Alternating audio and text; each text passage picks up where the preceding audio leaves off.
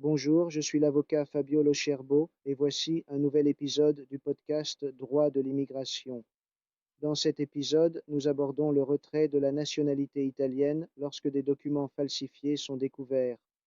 La référence est un avis récent rendu par le Consiglio di Stato, première section, lors de la séance du 4 décembre 2025 relatif à l'affaire numéro 669 de 2023. L'affaire concerne un ressortissant étranger qui avait obtenu la nationalité italienne en 2017. Plusieurs années plus tard, l'administration a constaté que les certificats de naissance et de casier judiciaire présentés avec la demande étaient falsifiés. Le décret accordant la nationalité a donc été annulé.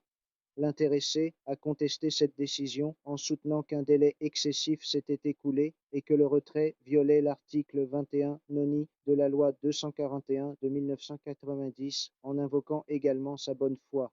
Le Conseil d'État a rejeté le recours et a rappelé un principe clair. Lorsqu'un acte favorable est obtenu sur la base de documents faux, aucun droit à la confiance légitime ne peut naître. L'écoulement du temps ne régularise pas l'illégalité initiale.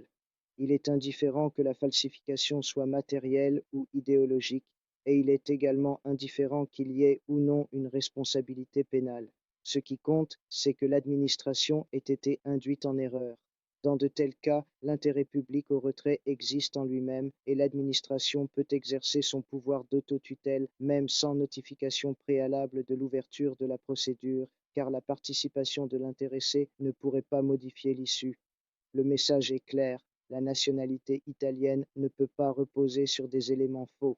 Si les documents sont falsifiés, le retrait reste possible, même après de nombreuses années. Merci de votre écoute et à très bientôt pour un nouvel épisode du podcast Droit de l'immigration.